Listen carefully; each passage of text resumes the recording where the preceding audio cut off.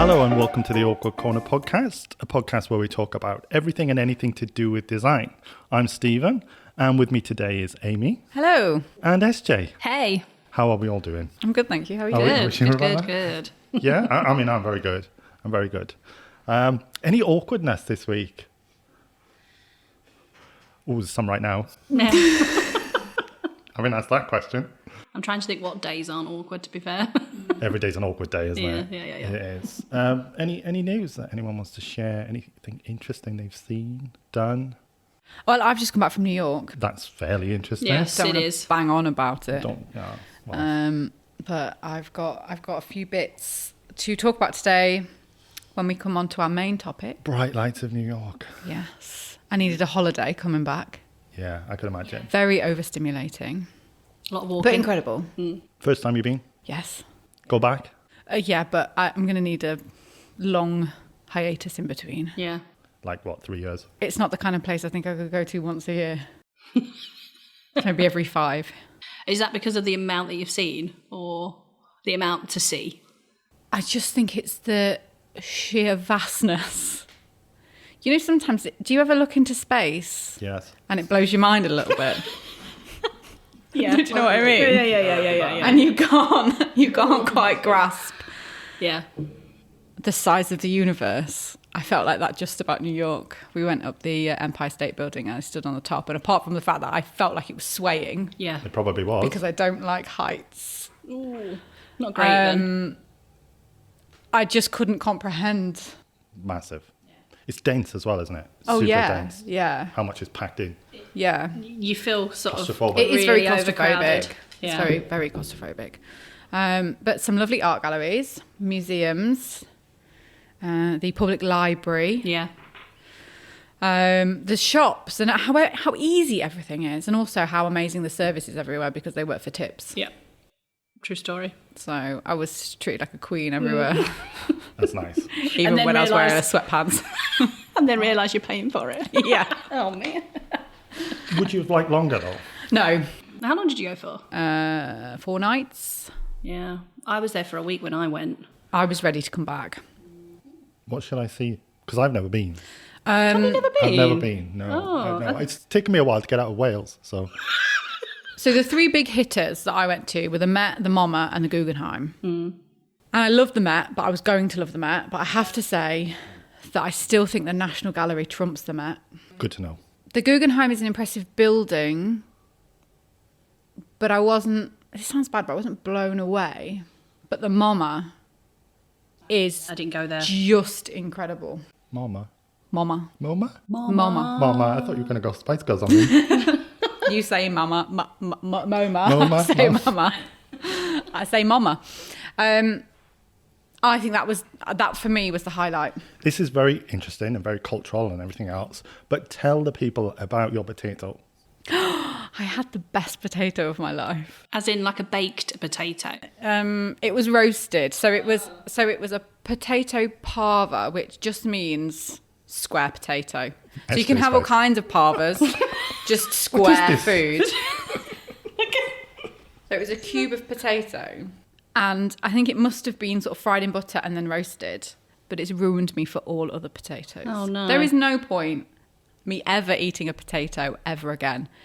It was in a restaurant called the Four Horsemen, which is owned by James Murphy from Very nice, LCD very Sound nice. System. He was outside having his tea at the time. Was he? Having his tea. Having his tea.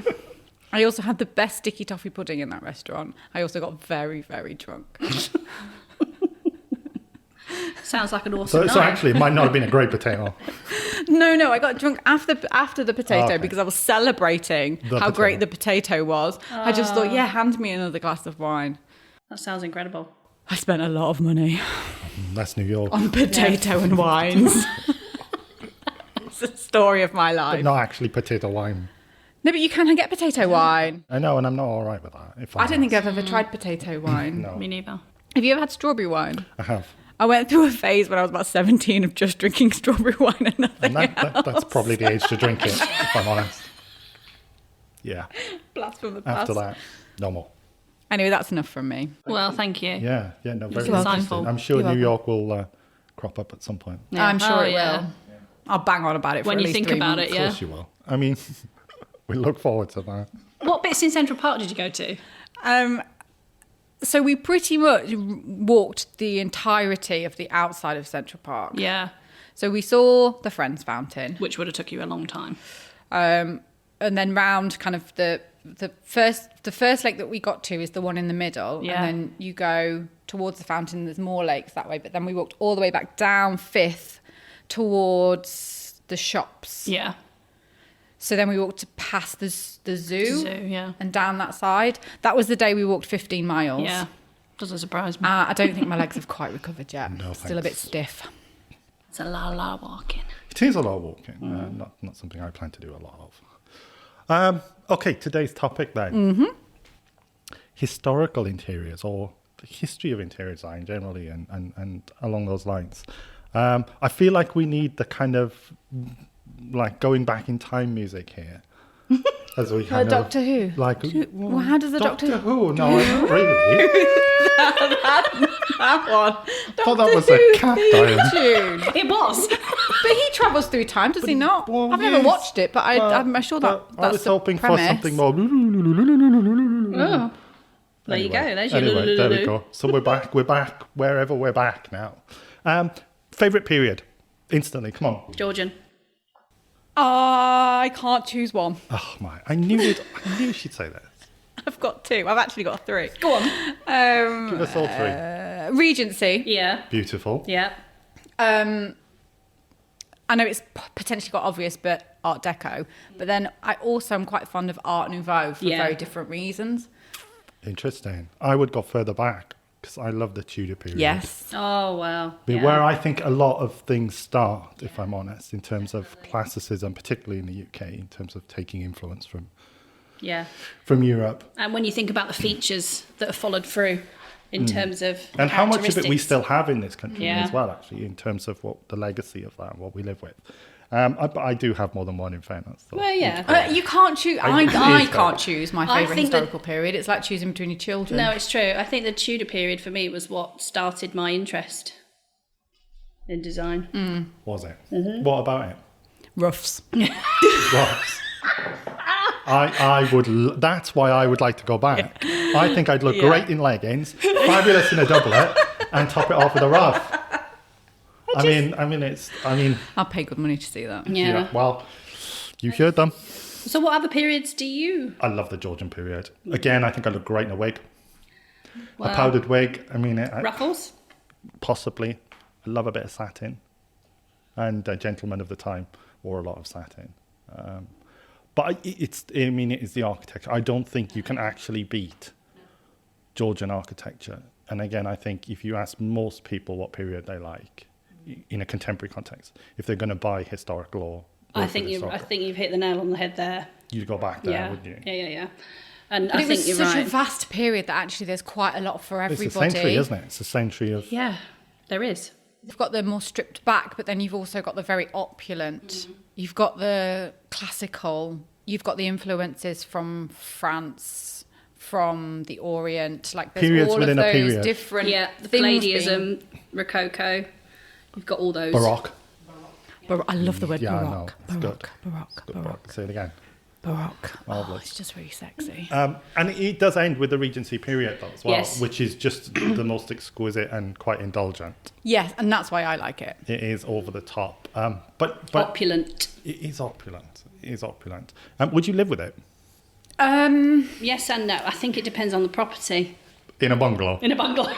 No offence to bungalow owners. Regency bungalow. I think when you think about Georgian now and the way that we're talking about the contemporary interpretations and how it's actually implemented and people move forward with the period, I think it puts things into a lot more of a now residential context, if that makes sense, where it's more livable and you haven't got these sort of like collections of things. Yeah, but I'm too much of a hoarder. I think naturally, if I was going to live in a period, it'd have to be the Victorian period. But you see, that's what I Because often think. I'm a real Because hoarder and I stuff, have everything just out. I stuff. like to be able to see my stuff all the time. Dead animals on the wall and, you Yes. know. That's All true, that sort of stuff. which is Lots of totally books. different to the Lots of balance books. and the symmetry that you get within a classical Georgian.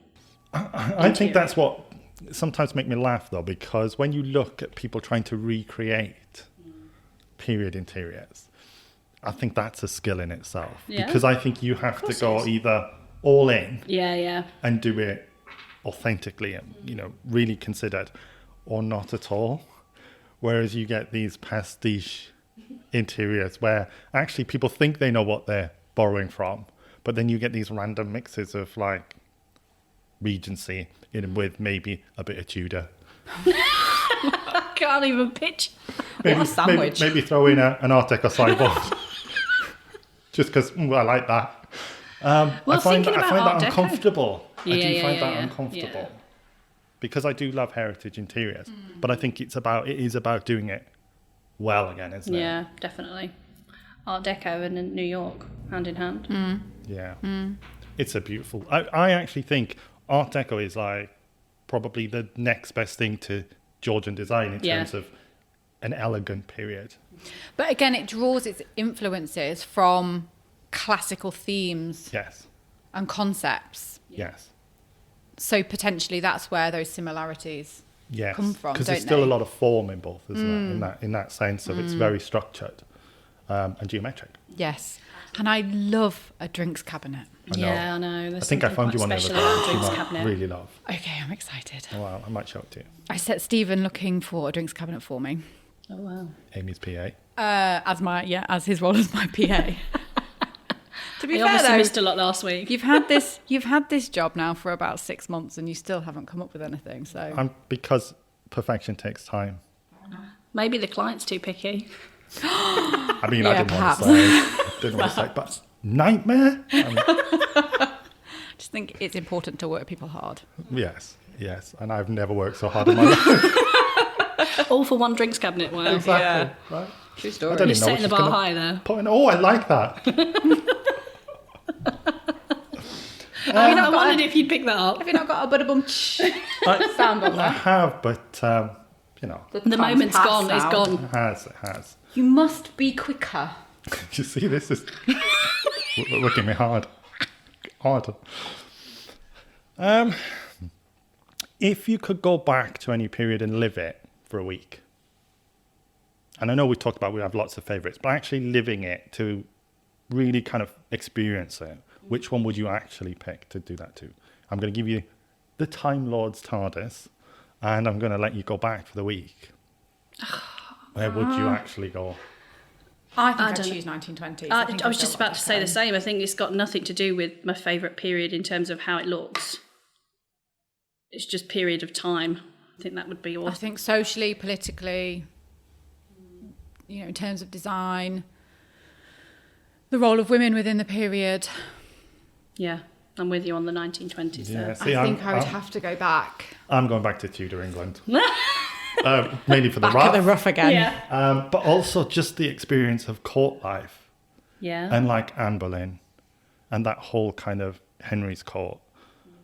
Because again, I think in terms of a period of change, not just like, obviously from a design point of view, it's very beautiful and everything else, but just the social dynamic of that and the influence that she's had and still continues to have. She changed this country.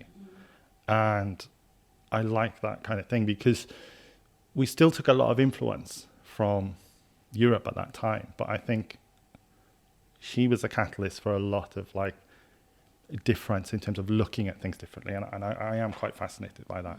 Plus, I like a ruff. I'm not going to lie. It is about that. It's hard though because there's so many great places you could go back to for I'd different miss a reasons. bath. Would you be washed down in those days? Yeah, but it wouldn't be. If you were a lady. Oh. Oh, well. I can hope. I'm sure there are particular places you could go to be Yeah, washed down by a that's true. lady in Tudor England. Yeah, I'd miss a bath. That's the one thing you'd miss. Yeah, I think it's why I wouldn't go any further back than the early 1900s. You need a tap I need a tap. Yeah. and running water. And maybe a toilet. Some form of. Have you got... You went, obviously, to New York. What do you think about the kind of... the historical design there? Because, obviously, it's still a very new country in that sense. What? It is, but there is a lot of history and there's lots of layers. Yes. And they have, and I did write this down actually. Hold on. Hold that thought. What have you got for us? No, they have. So they have an equivalent of historic England in New York, because obviously in New York everything is governed by the state. There isn't a kind of overarching. Yeah. So it's called the Landmark Preservation Commission. Okay. And they oversee everything that happens to historical properties within New York. Oh. So they're just like historic England. So you have to have permission to make any changes, but equally they have grants and bursaries that they offer to people that want to restore, because there's quite a lot of kind of derelict historical buildings in New York. Yes. What I find interesting is because in London, it's very, very difficult to put a new building up. Really difficult, because obviously I appreciate we've probably got more heritage in a capital city like London than maybe New York has.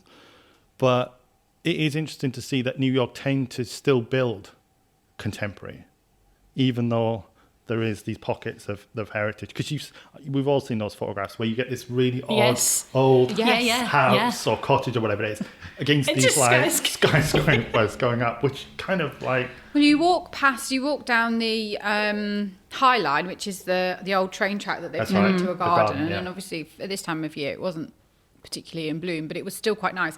And you've got this huge, it's called the Edge, which is a huge skyscraper that you can go and view from a platform at the top on about the 100th floor. No thanks, I got to the 86th of the Empire State Building and that was enough for me. I'm not going any higher than that.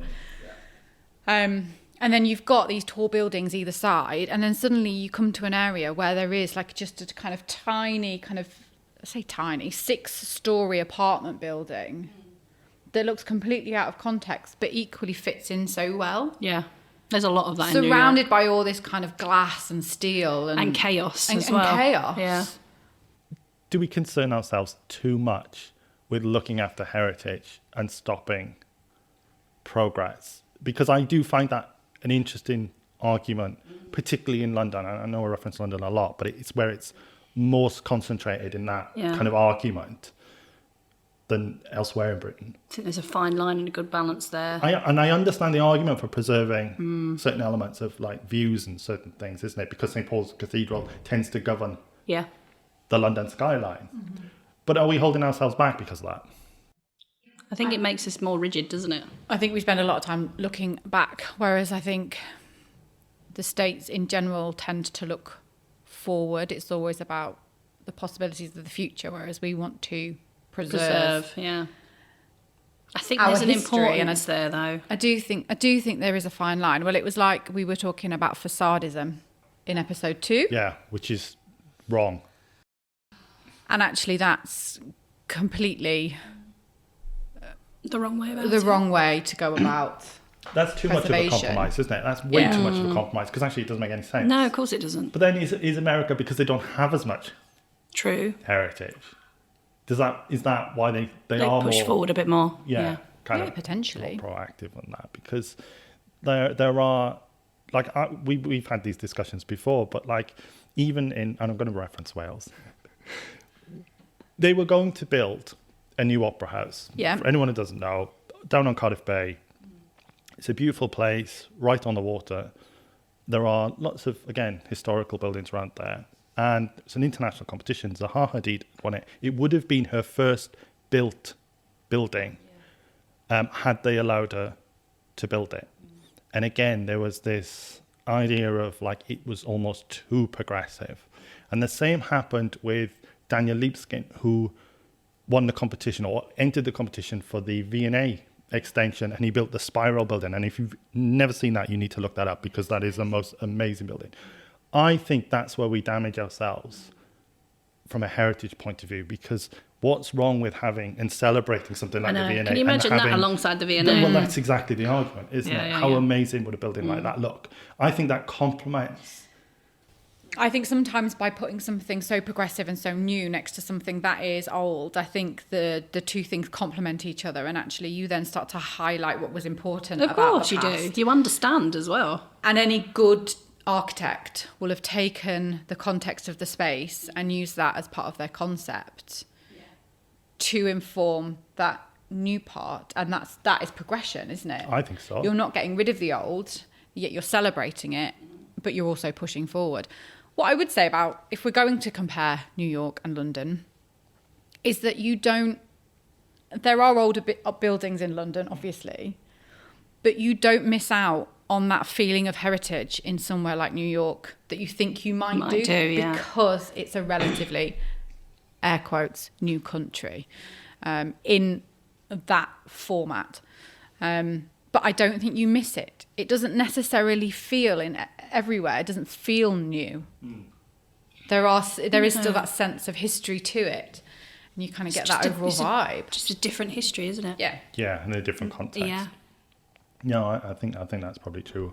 And what people also forget is the fact that something like the V&A was a contemporary building.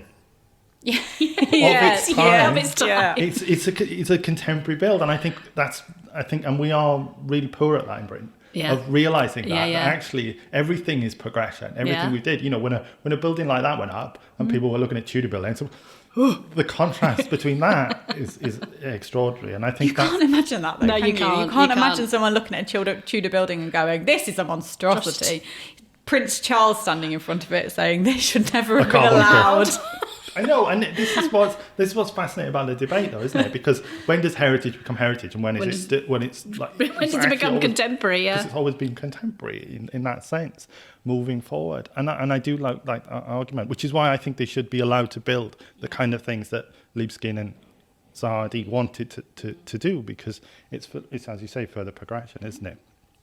It does make me laugh though, and I think, and this comes to films and things when you see historical interiors, but like, I would love to have been there for the building of a lot of the stately homes that we look at now. Because again, as a contemporary building of the time, how incredible must it have been to see these go up, put up? Yeah. I mean, it blows my mind when I go and visit somewhere like that, and you think there was nothing there in the landscape, and suddenly it's this big huge house. Because when you watch the films, we've all seen Pride and Prejudice, we've all seen whatever it is. But they go back, and obviously we watch it as a period drama, which it is. But it's not, is it? Because it's a contemporary piece of like design and actual kind of like it's an interpretation, isn't it? Yeah, and I think that's interesting. What's your favourite period drama? Do you have one in terms of looking back? Well, we've kind of got to talk about the Gilded Age, haven't we? Well, that is very current. Yes, that's true. If you haven't seen it, then people need to get on that. My favourite period drama. Tell me. Is Upstairs, Downstairs.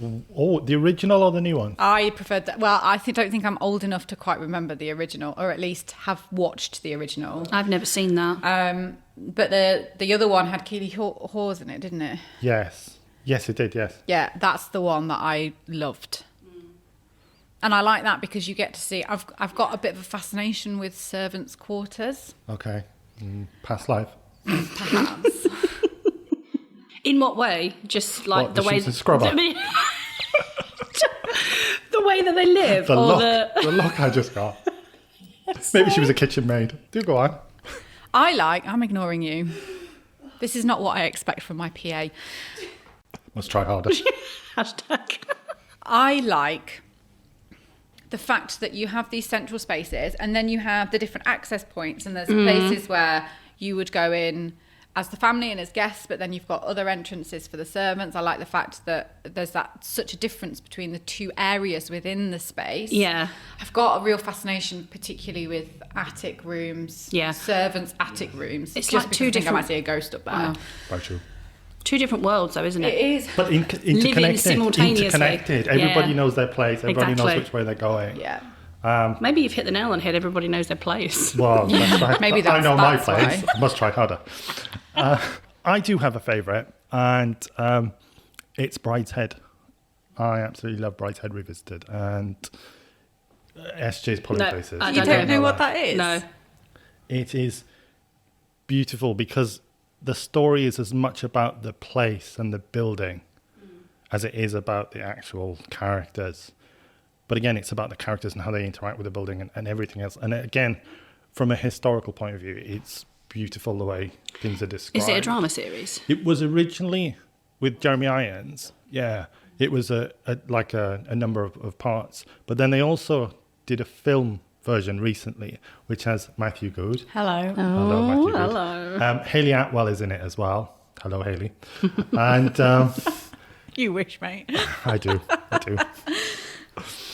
It's the way it's portrayed. It's just beautiful. It's that kind of whole like halcyon days where people are very privileged and they obviously don't have a lot to do, but it's just how they spend their days. And I like the fact that the building itself is as much a character, and I do like stories like that where it's part of it rather than just the scene where it happens. Because I mean, I love Pride and Prejudice, and again, Austen's books in that sense really kind of paints the picture of the houses and how it all feels and looks.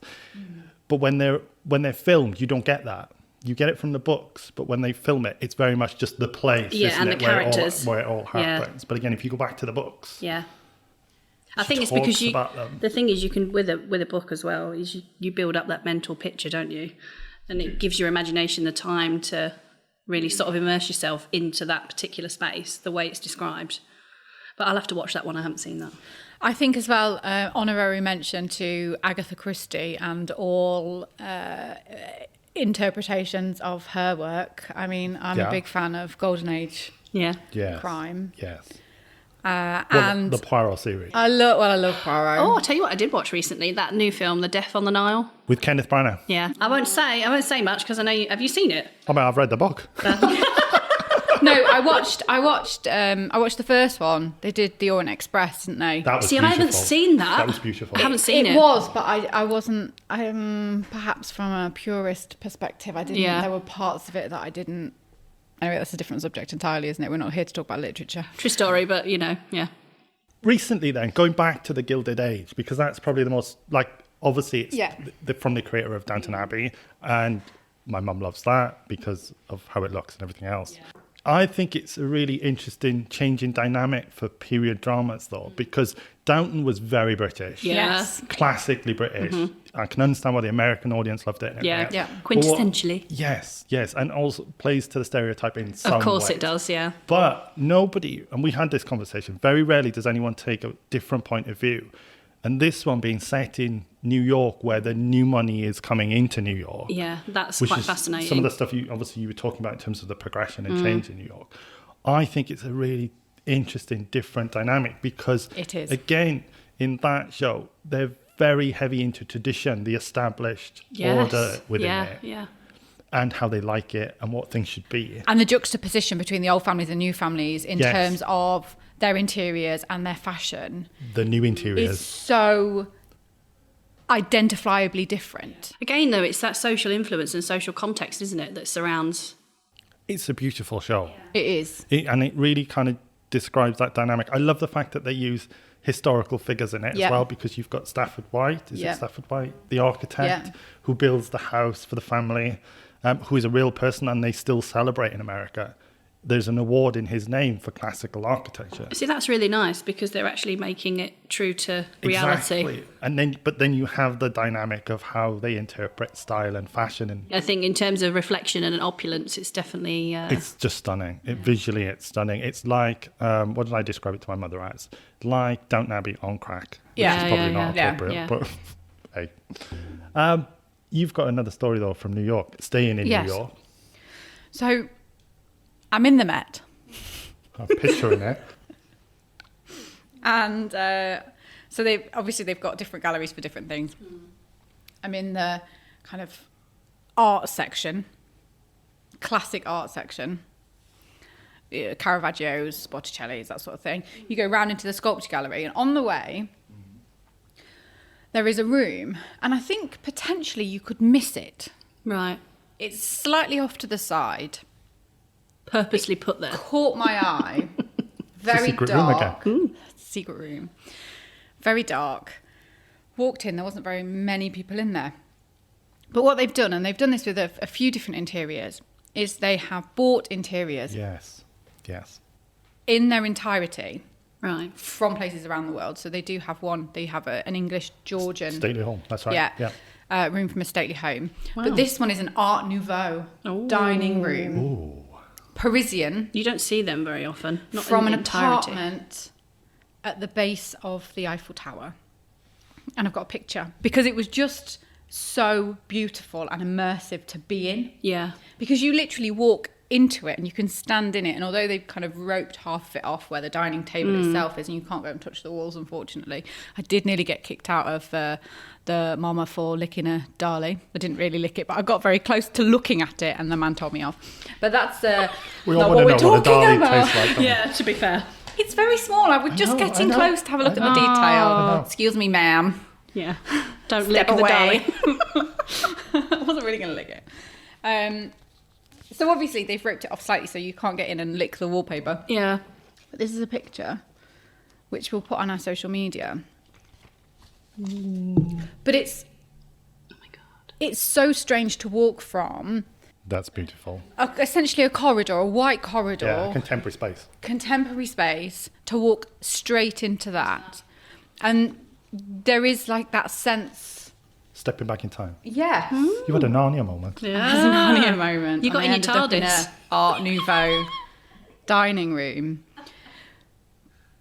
But I think it's really interesting how they do that, how they take an entire interior, walls and everything. They take it apart and then they take it to the Met, and they, other places must do it too. And then they Yeah. put it back together. Yeah.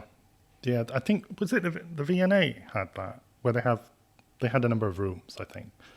Very similar, but not, they recreated rather than, Yeah. But this is Actual. the original. yeah, like the stately home one was.